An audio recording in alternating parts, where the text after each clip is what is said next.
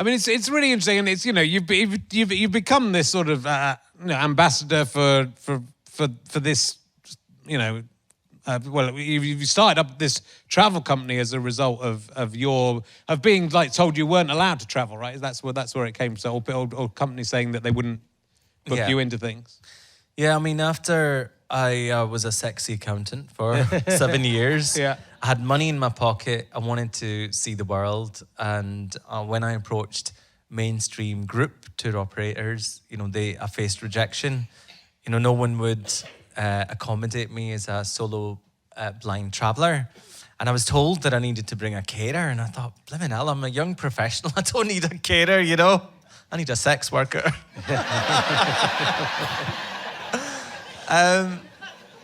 But there was just so many preconceptions about what blind people needed, Yeah. And I just felt so restricted. And they said that even if you do bring somebody with you, you wouldn't be able to go on any, excursions like walking tours, skiing, sailing.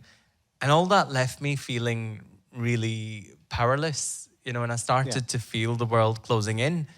But I was determined. I was so determined that I wasn't going to let that stop me. I thought, okay, you're blind and you want to see the world. Well, find a way to do it.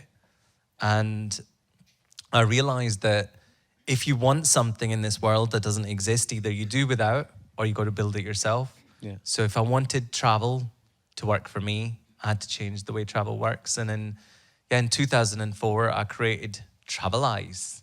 Oh, can I do a sales pitch? Yeah. Perfect. Just where I wanted to bring it.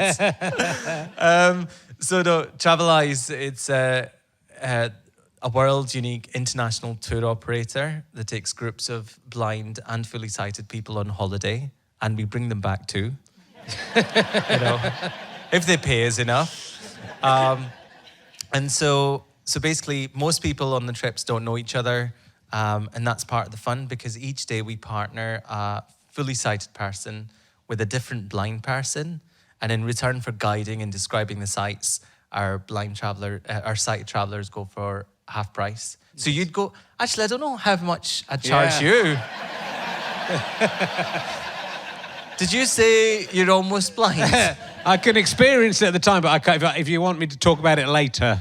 I think we would. We'll be in trouble. Yes, we would want you to talk about it later. I'd take 3/4 price for that. Yeah, I think you could do 3/4 price. But yeah, we have so much fun on these trips, Rich, because has anyone been to Italy, Sorrento? Yeah. Has anyone been to Pompeii? Yes. Yes. Has anyone been to the ancient Roman brothels in Pompeii? Oh, a few? Just one person. It's probably just you and me. So we were stood outside with one of my tour groups of blind and sighted, and we were just stood outside this brothel, as you do. And one of the sighted travelers, she happened to be this lady in her 60s. She works for the UN. And she was just finding it really difficult, and she was struggling to describe, how shall I say it, these explicit frescoes, above each door. And I heard her say to her young 23-year-old visually impaired partner for the day, Jenny, do you fancy a cup of tea instead? And I heard Jenny say, no, actually, I wouldn't mind having the frescoes described, please. And I must admit, I enjoyed the description myself.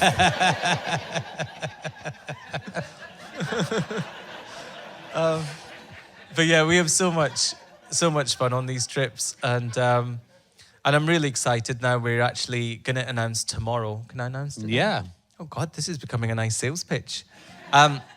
So tomorrow we're going to announce that Traveleyes is going to be working closely with HF Holidays. Has anybody heard of HF Holidays? Oh yes, one person, brilliant.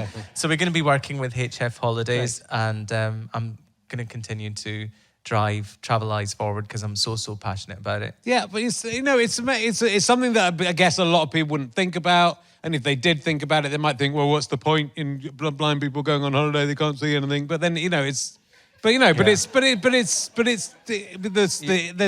more senses than sight, obviously, And you know, there is a point, obviously, to doing it. So it's yeah. Well, I always think, Richard, that you know, what's the point of going on holiday sightseeing when you are sighted? Yeah. Because like these days, correct me if I'm wrong, like most people will just get their cameras out, take a few pictures, move on. Yep. You know, for that perfect Instagram shot. Yeah. But when you're blind, you're actually really in the moment. So like if we were on a trip together, you know, it might happen. with your problems as well, I'd need to see how they work together. But you would, you know, describe what's in front of you. You'd be forced to engage with what's there. Yeah. And in that process, you'd be gaining a much more vivid idea of what's there. And I'd be building an idea, and, you know, we'd be touching things like when you're in Egypt and you touch, you know, 3,000-year-old temples, you get a buzz, like you're touching this thing that was created back then. And you use all your senses. So, you know, we're cooking traditional Tuscan farmhouses. We're out there in South Africa getting pissed in the vineyards. You know, we're out in Peru on Lake Titicaca where these indigenous people live. And when I take my tour groups there, they've never met a blind person before, but they've made these little models of their islands that our people can feel. So I think one of the greatest things I get out of traveling is, you know, connecting with humanity that live, you know, in a totally different world from yours, but you're still the same. Yeah. No, it's amazing. And you've ended up going skiing and going skydiving and flying planes. Well, I've gone skydiving, but not on purpose. I just happened to be going to the loo and accidentally opened the wrong door. And then there I am, my guide dog's flying out there with me. And how do I know when I'm about to hit the land? When the lead goes slack.